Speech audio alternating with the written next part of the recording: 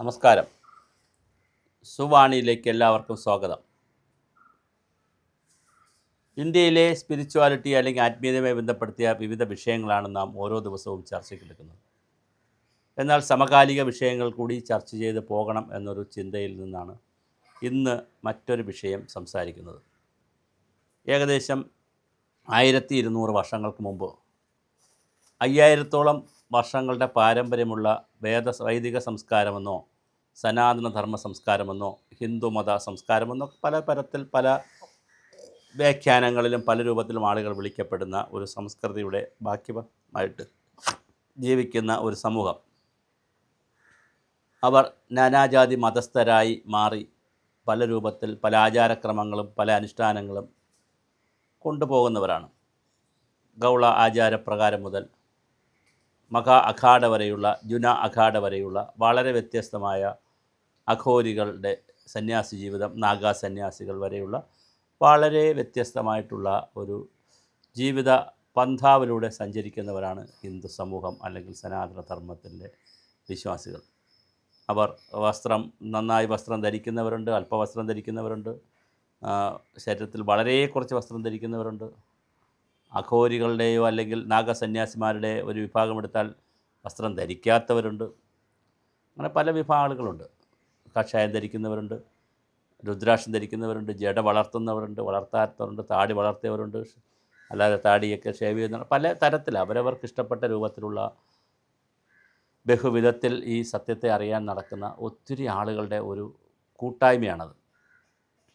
അവരാണ് 1200 വർഷങ്ങൾക്ക് മുമ്പ് 875 ആരംഭിച്ച മഹാമാഘങ്ങളുടെ തുടർച്ചയായി, മഹായാനങ്ങളുടെ തുടർച്ചയായി, മാമാങ്കങ്ങളുടെ തുടർച്ചയായി കഴിഞ്ഞ 10 വർഷക്കാലമായി 2016 മുതൽ നിളയുടെ തീരത്ത്, നിള എന്ന് പറയുന്നതിന് ത്രിമൂർത്തി സംഗമ സ്ഥാനമാണ് നിള, തിരുനാവായ നവാമുകുന്ദൻ്റെ ക്ഷേത്രവും ബ്രഹ്മ വിഷ്ണു മഹേശ്വരന്മാരുടെ ക്ഷേത്രങ്ങളുണ്ട് അവിടെ. വളരെ വിശാലമായ ഭാരതപ്പുഴ എന്ന പേരുള്ള ഒരേ ഒരു പുഴ, ഭാരതപ്പുഴ എന്ന പേരുള്ള ഏക പുഴ നിളയാണ്. അത് തമിഴ്നാട്ടിലെ മലനിരകളിൽ നിന്ന് ആരംഭിച്ച് കേരളത്തിൽ പൊന്നാനിയിൽ സംഗമിക്കുന്ന, കടലിൽ സംഗമിക്കുന്ന അതിബൃഹത്തായ കേരളത്തിലെ വലിപ്പം കൂടിയ ഏറ്റവും പ്രധാനപ്പെട്ട ഒരു പുഴയാണ്, നദിയാണ്. ആ പുഴയുടെ തീരത്താണ് തിരുനാവായയിൽ ഈ സമ്മേളനം നടക്കുന്നത്. ഒളപ്പമണ്ണയുടെയും ഒ.വി. വിജയൻ്റെയും വള്ളത്തോൾ നാരായണമേനോൻ്റെയും തുഞ്ചത്ത് രാമാനുജൻ എഴുത്തച്ഛൻ്റെയും ഒക്കെ ജന്മം കൊണ്ട് സുഹൃതമായ ഒരു പ്രദേശമാണ് അവിടെ. എത്രയോ യാഗങ്ങൾ, എത്രയോ പരിപാടികൾ, സമ്മേളനങ്ങൾ ഒക്കെ നടന്നിട്ടുണ്ട്. ടിപ്പു സുൽത്താൻ്റെ പടയോട്ടത്തിലും ബ്രിട്ടീഷുകാരുടെ കർശനമായ നിയന്ത്രണത്തിലുമാണ് മഹാമാഘം 300 വർഷങ്ങൾക്ക് മുമ്പ് നിന്നുപോയത്. പിന്നെ അത് ഉണർത്തെഴുന്നേൽക്കാൻ 300 വർഷമെടുത്തു എന്നുള്ളതാണ് അതിൻ്റെ ഒരു രസകരമായ കഥ. എന്നാൽ ഇപ്പോൾ കഴിഞ്ഞ 10 വർഷങ്ങൾക്ക് മുമ്പ് തിരൂർ ദിനേശിൻ്റെ എന്ന് പറയുന്ന അവിടെയുള്ള ആളുകളുടെയൊക്കെ സഹായത്താൽ അവർ ചെറിയ തോതിൽ അവിടെ നടത്തിയിരുന്ന പരിപാടികളെ മഹാമാഘമാക്കി ഈ വർഷം നടത്തി.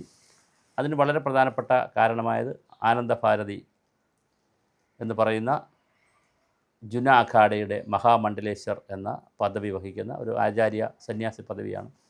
ആനന്ദഭാരതി എന്ന് പറയുന്ന സ്വാമികളുടെ ഒരു വലിയ നേതൃത്വമാണ് ഇതിന് കാരണമായത്. എന്തായാലും ഈ വർഷം വലിയ തോതിലാണ് ഇത് ആഘോഷിച്ചത്. വരുന്ന വർഷം 2027 ഇതിൻ്റെ ആഘോഷമുണ്ടാകും. പക്ഷേ 28 വളരെ വലിയ തോതിലാണ് 28 മഹാമാഘം കൊണ്ടാടാൻ പോകുന്നത്. ഞാൻ പറയുന്നത് ഹിന്ദുക്കളുടെ കുറച്ച് ആളുകൾ അവിടെ ഒത്തുകൂടി 3000-ഓ 10,000-ഓ 20,000-ഓ അല്ലെങ്കിൽ 25,000 ആളുകൾ ഒത്തുകൂടുമെന്ന് പറഞ്ഞിടത്ത് ഓരോ ദിവസവും ആയിരക്കണക്കിന് ആളുകൾ ഒത്തുകൂടി ലക്ഷക്കണക്കിന് 10-25 ലക്ഷം ആളുകൾ കേരളത്തിൻ്റെയും തമിഴ്നാടിൻ്റെയും കർണാടകത്തിൻ്റെയും പിന്നെ രാജ്യത്തിൻ്റെയും ജുന അഖാഡയിൽ നിന്ന് 1008 സന്യാസിമാരാണ് വന്നത്. മറ്റ് സംസ്ഥാനങ്ങളിൽ നിന്ന്, രാജ്യങ്ങളിൽ നിന്ന് പല ആളുകളും ജപ്പാനിൽ നിന്നും അമേരിക്കയിൽ നിന്നും യൂറോപ്പിൽ നിന്നൊക്കെ അവിടെ വന്ന് നമ്മൾ കണ്ടതാണ്. വളരെ വലിയ സമ്മേളനം നടന്നു. നിള ആരതിയായിരുന്നു ഏറ്റവും പ്രധാനപ്പെട്ട പരിപാടി. വൈകുന്നേരങ്ങളിൽ നിളയെ പൂജിക്കുക എന്നുള്ളതാണ്. നദികളെ പൂജിച്ചും പ്രകൃതി സമ്പത്തുകളെ സ്നേഹിച്ചും പ്രണയിച്ചുമൊക്കെ തന്നെയാണ് ഭാരതീയ ചിന്ത മുന്നോട്ട് കൊണ്ടുപോകുന്നത്. പുല്ല് മുതൽ പൂനാര വരെയുള്ള സകലതിലും തൂണിലും തുരുമ്പിലും എല്ലാം ദൈവാംശം കാണുന്ന വേറൊരു സംസ്കൃതിയാണിത്. ഇത് വളരെ മഹത്തായൊരു പാരമ്പര്യമാണ്. അപ്പോൾ അതിൻ്റെ ഭാഗമായി അവിടെ വലിയ സമ്മേളനങ്ങളൊന്നും നടന്നില്ല. അതേസമയം ആയിരക്കണക്കിന് കൊച്ചു സമ്മേളനങ്ങൾ നടന്നു. വന്നവരെല്ലാം പ്രഭാഷണം നടത്തി. അവർ പലരും ഡാൻസ് ചെയ്തു, പാട്ടുപാടി, ആനന്ദ നൃത്തമാടി. വലിയ പൂജകൾ നടന്നു. രാത്രികൾ അഘോരി പൂജകൾ രാത്രിയാണ് നടന്നത്. നാഗപൂജകൾ നടന്നു. വളരെ രസകരമായിരുന്നു ആയിട്ടാണത് കടന്നു പോയത്. ഗൗളാചാരപ്രകാരം മുതൽ മലയരയന്മാർ, ദളിത് പിന്നോക്ക വിഭാഗക്കാർ, ആദിവാസികൾ, പാവപ്പെട്ടവർ, പട്ടികജാതി പട്ടികവർഗക്കാർ, നായാടി മുതൽ നമ്പൂതിരി വരെയുള്ള വിവിധ വിഭാഗത്തിൻ്റെ ആചാരങ്ങളും അവരവരുടേതായി അവർ കൊണ്ടുവരികയും ആ മഹാഭൂമിയിൽ അവരത് യജ്ഞം പോലെ അവതരിപ്പിക്കുകയും ചെയ്തു. ഓരോരുത്തരും പല തരത്തിലാണ് പല ആചരണങ്ങൾ. അത് ഒന്നൊന്നിനോട് മെച്ചമാണോ, ഏതാണ് ദൈവത്തിലേക്കുള്ള വഴി, ഏതാണ് ശരി എന്നൊന്നും ആരോടും ചോദിക്കേണ്ട കാര്യമില്ല. കാരണം എല്ലാവർക്കും അവരവരുടെ വഴി തിരഞ്ഞെടുക്കുവാനും ആ വഴികളിലൂടെ ആത്മീയ സാധന നേടുവാനുമുള്ള വലിയ സ്വാതന്ത്ര്യം നൽകിയിരിക്കുന്ന ഒരു സംഹിതയാണ് ഭാരതത്തിലുള്ളത്. അതുകൊണ്ടാണല്ലോ 33 ദൈവമുണ്ടെന്നൊക്കെ ദേവതാ സമ്പ്രദായത്തിൽ പറയുന്നത്. എന്തായാലും വളരെ രസകരമായ ആരാധനക്രമത്തിലുള്ളവർ, ഹരേ കൃഷ്ണ പ്രസ്ഥാനക്കാർ, മാതാ അമൃതാനന്ദമയി അമ്മയുടെ അനുയായികൾ, അപ്പോൾ അതുപോലെ ആദിശങ്കരൻ്റെ 4 മഠത്തിൽപ്പെട്ടവർ, ജുന അഖാഡകൾ, അഘോരികൾ, നാഗസന്യാസിമാർ, അങ്ങനെ ഈ രാജ്യത്തെ ഹിന്ദു മത വിശ്വാസവുമായി അല്ലെങ്കിൽ സനാതന ധർമ്മ വിശ്വാസവുമായി ബന്ധപ്പെട്ട് നിൽക്കുന്ന നാനാജാതി ആളുകൾ അവിടെ വന്നുപോയി. അവിടെ വരുന്നു, അവിടെ സ്നാനം ചെയ്യുന്നു. അവിടെ മറ്റൊന്നും കാണാനില്ല. അമ്പലത്തിൽ കയറാം, സ്നാനം ചെയ്യാം, മറ്റു ഉത്സവമോ കലാപരിപാടിയൊന്നുമില്ല. ഞാൻ ഈ പറഞ്ഞ ആഘോഷങ്ങളും പ്രഭാഷണങ്ങളും പ്രഘോഷണങ്ങളും അതൊക്കെ ഉണ്ട്. എല്ലാവരും അനുഗ്രഹങ്ങളൊക്കെ വാങ്ങി അന്നദാനം നടത്തി പോകുന്നു. സന്നദ്ധ സേവാഭാരതി എന്ന് പറയുന്ന സംഘടനയുടെയും അതുപോലെ തന്നെ മാതാ അമൃതാനന്ദ മഠത്തിൻ്റെയൊക്കെ ആളുകൾ ശുചീകരണം നടക്കുന്നു. ഇന്നും അവിടെ നടത്തിക്കൊണ്ടിരിക്കുകയാണ്. മനോഹരമായ ഒരു നവോത്ഥാനം എന്ന് പറയാം, ഒരു ആത്മീയ നവോത്ഥാനം, ഒരു സ്പിരിച്വൽ റിനൈസൻസ് അവിടെ നടന്നുകൊണ്ടിരിക്കുകയാണ്. ശരിക്കും പറഞ്ഞാൽ ഇതിന് സാമൂഹ്യമായ മെച്ചമുണ്ട്. സാമൂഹ്യ മെച്ചം മറ്റൊന്നുമല്ല, മനുഷ്യൻ്റെ ഇടുങ്ങിയ ജാതി ചിന്തകളുമായി നടക്കുന്ന മനുഷ്യരെ അതിൽ നിന്ന് പുറത്തു വരാനുള്ള സാമൂഹ്യ ഇടങ്ങളായി ഇത് മാറിയിട്ടുണ്ട്. അതുപോലെ തന്നെ പാരിസ്ഥിതികമായി നിളയുടെ സംരക്ഷണം ഇനി ഇത് ഏറ്റെടുക്കാൻ പോകുന്നു എന്ന് കേൾക്കുന്നു. നിള ആരതി എല്ലാ ദിവസവും നിളയെ, നദിയെ, ജലത്തെ മാതാവിനെ പോലെയും പ്രകൃതിയെപ്പോലെയും ഒക്കെ കണ്ട് അതിനെ ആരാധിക്കുന്ന ഒരു സംസ്കൃതിയിലേക്ക് ജനങ്ങൾ വരുന്നു. അത് നശിപ്പിക്കാനുള്ള കേവലം വെള്ളമൊഴുകുന്നൊരു ഓടയല്ല നദി, അത് കുറച്ചുകൂടി വിശാലമായ ഒരു സംസ്കൃതിയുടെ അമൃതധാരയാണെന്നുള്ള ഒരു വേറെ സങ്കല്പമാണ് അതിലൂടെ കയറി വരുന്നത്. അതുപോലെ തന്നെ ഹിന്ദു സംവിധാനങ്ങളിലുള്ള ആളുകൾ ഒത്തൊരുമയോടുകൂടി വരിക, ഒന്നിച്ച് ഭക്ഷണം കഴിക്കുക, ഒന്നിച്ച് ശുചീകരണ പ്രവർത്തനങ്ങൾ ഏർപ്പെടുത്തുക, ഒന്നിച്ച് പൂജയിലിരിക്കുക, ഒന്നിച്ച് ആചരിക്കുക. കാര്യം അത് ഒരു ജാതി മൈത്രി അല്ലെങ്കിൽ ജാതിക്കതീതമായ ഒരു ചിന്ത മനുഷ്യനിൽ കൊണ്ടുവരുന്നതിന് ഈ സാമൂഹ്യ ഇടങ്ങൾ സഹായിക്കും. അതൊരു സാംസ്കാരിക പ്രവർത്തനം കൂടെയാണ്, അതൊരു ആത്മീയ പ്രവർത്തനമാണ്. അപ്പോൾ ആ നിലയിൽ വളരെ മനോഹരമായിട്ടുള്ള പ്രവർത്തനമാണ് അവിടെ നടക്കുന്നത്. ജുന അഖാഡയുടെ ദക്ഷിണേന്ത്യൻ കേന്ദ്രം തവന്നൂരിൽ വരാനുള്ള സാധ്യതയുണ്ട്. ഇനി വരുന്ന വർഷങ്ങളിൽ ആചാര്യന്മാർക്കും അതുപോലെ വരുന്ന ആളുകൾക്കുമെല്ലാം താമസിക്കുവാനും അവർക്കാവശ്യമായ മറ്റ് സൗകര്യങ്ങൾ ഒരുക്കുവാനും പ്രാഥമിക കാര്യങ്ങൾക്കും പൂജയ്ക്കും അവർക്ക് താമസിക്കാനും ഒക്കെയുള്ള, പ്രാർത്ഥിക്കാനും പിന്നെ അതുപോലെ ആരാധന നടത്താനും ഒക്കെയുള്ള വലിയ വിശാലമായ അടിസ്ഥാന സൗകര്യങ്ങൾ ഉണ്ടാകാൻ പോകുന്നുവെന്നാണ് കേൾക്കുന്നത്. അതുപോലെ തന്നെ എന്തുകൊണ്ടിത് കേരളത്തിൽ സംഭവിക്കുന്നു എന്ന് ചോദിച്ചാൽ, കേരളത്തിൻ്റെ ഒറിജിനൽ മണ്ണ് എന്ന് പറയുന്നത് ഈ വൈദിക സംസ്കൃതിയുടേതാണ്. ഇവിടെ ആദിശങ്കരനും ശ്രീനാരായണ ഗുരുദേവനും ചട്ടമ്പി സ്വാമികളും അതുപോലെ തന്നെ തൈക്കാട് അയ്യാഗുരുവും അയ്യങ്കാളിയും വൈകുണ്ഠസ്വാമികളും പിന്നെ ദയാനന്ദ സരസ്വതിയും ചിന്മയാനന്ദ സ്വാമികളും അങ്ങനെ തുടങ്ങിയിട്ടുള്ള വലിയ ഒരു പരമ്പര, ഒരു ഗുരുക്കന്മാരുടെ, പിന്നെ കരുണാകര ഗുരു, ശാന്തിഗിരി ആശ്രമം, ഇങ്ങനെ വലിയ ഒരു ഗുരുക്കന്മാരുടെ, അവധൂതന്മാരുടെയും ഗുരുക്കന്മാരുടെയും പരമ്പര തന്നെ കേരളത്തിലുണ്ട്. അങ്ങനെയുള്ളൊരു മണ്ണാണ് കേരളം. ഒരിക്കലും അത് കേരളം എന്നും ഭൗതികവാദികളുടേതോ അല്ലെങ്കിൽ യുക്തിവാദികളുടേതോ ഒന്നും ആയിരുന്നില്ല. ഉള്ളിൽ ഭൗതികവാദവും യുക്തിവാദവും ഒക്കെ പുറത്ത് പറയുമ്പോഴും ഉള്ളിൽ കൃത്യമായ ദൈവചിന്തയും ആത്മീയതയും ഒക്കെ കൊണ്ട് നടക്കുന്നവരാണ് മഹാഭൂരിപക്ഷം മലയാളികൾ. അതുകൊണ്ട് വർഗീയതയെന്നും പറഞ്ഞെന്നും അങ്ങനെ ഒരു കള്ളത്തിൽ അതിനെ ഒതുക്കാൻ കഴിയില്ല. വർഗീയതയ്ക്കപ്പുറം ഒരു ആത്മീയമായ മണ്ണുള്ള സ്ഥലമാണ്. ഇവിടെ മാർച്ച് ഏപ്രിൽ മാസങ്ങളിൽ, ഫെബ്രുവരി മുതൽ തുടങ്ങും, ഫെബ്രുവരി മാർച്ച് ഏപ്രിൽ മാസങ്ങളിൽ ഏത് ഗ്രാമം എടുത്താലും ആയിരക്കണക്കിന് സ്ഥലങ്ങളിൽ പതിനായിരക്കണക്കിന് പരിപാടികളോടുകൂടി കോടിക്കണക്കിന് രൂപ ചിലവാക്കി ഉത്സവങ്ങൾ നടക്കുന്ന നാടാണ്. ഏത് പഞ്ചായത്തെടുത്താലും ഏത് പ്രദേശമെടുത്താലും വാർഡെടുത്താലും അവിടെ ഒരു ഉത്സവം ഉണ്ടായിരിക്കും. അങ്ങനെ വളരെ കൃത്യമായി ആത്മീയ ചിന്തയിൽ ഉണർന്ന് പ്രവർത്തിക്കുന്ന, ആത്മീയ തലത്തിൽ പ്രവർത്തിക്കുന്ന, ദൈവചിന്തയിൽ പ്രവർത്തിക്കുന്ന ഒരു മണ്ണാണിത്. അത് അല്ലാതെ റവന്യൂ ഭൂമിയുടെ അടിസ്ഥാനത്തിൽ പഞ്ചായത്ത്, ജില്ല എന്നൊന്ന് പറഞ്ഞ് ജീവിക്കുന്ന, അത് സാങ്കേതികമായി റേഷൻ കാർഡ് വാങ്ങിക്കാനും SLC പരീക്ഷ എഴുതാനും ഒക്കെ നമ്മളങ്ങനെ വച്ചിട്ടുണ്ടെങ്കിലും, അല്ലെങ്കിൽ വീടിന് നമ്പറിട്ട് കിട്ടാൻ അങ്ങനെ വെച്ചിട്ടുണ്ട്. ആളുകൾ താമസിക്കുന്ന പലപ്പോഴും അങ്ങനെയല്ല, മറ്റൊരു സംസ്കൃതിയിലാണ് ആളുകൾ താമസിക്കുന്നത്. അത് നദീതീരങ്ങളുമായി ബന്ധപ്പെടുത്തിയായാലും പുഴകളും അതുപോലെ തന്നെ ജലാശയങ്ങളുമായി ബന്ധപ്പെടുത്തിയിട്ടായാലും ഞാനീ പറഞ്ഞതുപോലുള്ള സംസ്കൃതികളുമായി ബന്ധപ്പെടുത്തിയിട്ടായാലും അത് വളരെ ഗൗരവമായ ഒരു സംസ്കൃതി ഉണ്ട് ഇവിടെ. ലോകനാർക്കാവിലമ്മയും അതുപോലെ തന്നെ തിരുനാവായും മാമാങ്കം, നിളയുടെ തീരങ്ങളിലെ മാമാങ്കത്തെക്കുറിച്ചൊക്കെ വളരെ മനോഹരമായ ഗാനങ്ങളൊക്കെ ഉണ്ടായിരുന്നു. അപ്പോൾ വലിയ യാഗങ്ങളും അതുപോലെ തന്നെ ഒരുപാട് അർത്ഥതലങ്ങളുള്ള ആത്മീയ അന്വേഷണം നടത്തിയിട്ടുള്ള സാധകന്മാരുടെ ഒരു നാടാണിത്. അത് കുറേ വർഷങ്ങളായി പല കാരണങ്ങളാൽ അധിനിവേശത്തിൻ്റെ കഥകളുണ്ട്, അടിച്ചമർത്തലിൻ്റെ കഥകളുണ്ട്, രാഷ്ട്രീയ കാരണങ്ങളുണ്ട്, സാമൂഹ്യ കാര്യങ്ങളുണ്ട്, പല കാരണങ്ങളാൽ അത് പോയി. പക്ഷേ വീണ്ടും വീണ്ടും അതിൻ്റെ നന്മ മാത്രമാണ് ഉണർന്ന് വരുന്നത്.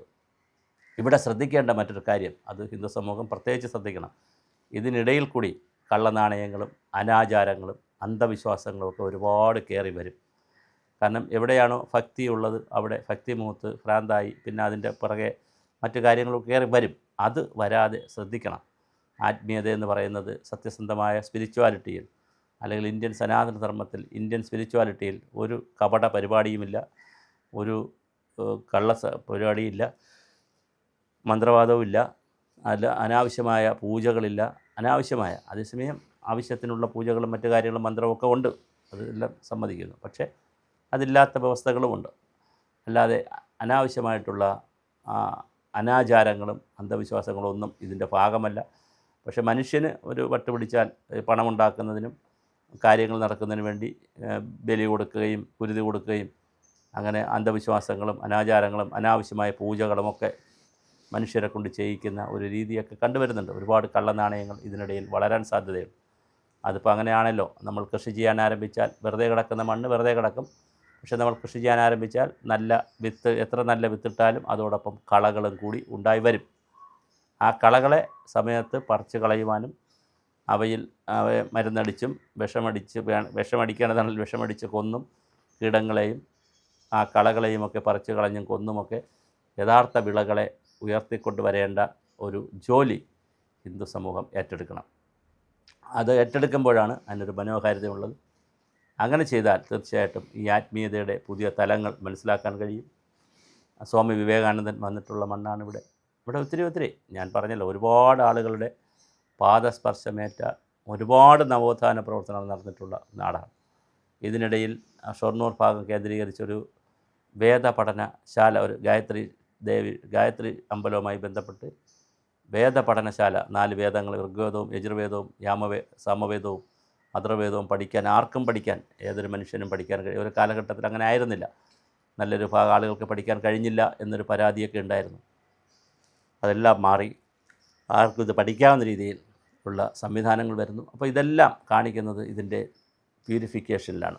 അപ്പോൾ ഇതിൻ്റെ ശരികൾ എത്രയുണ്ട്, തെറ്റുകൾ എത്രയാണ് എന്ന് മനസ്സിലാക്കുവാൻ, ഇതിലേതാണ് നന്മ, ഏതാണ് ശരി, ഏതാണ് യഥാർത്ഥത്തിലുള്ള ആത്മീയത, എന്താണ് ഈ പറയുന്നതിനകത്തുള്ള ശരി എന്നുള്ള അന്വേഷണത്തിന് മനുഷ്യർ തയ്യാറാകുന്നു എന്നുള്ളത് വളരെ വലിയ മാറ്റമാണ്.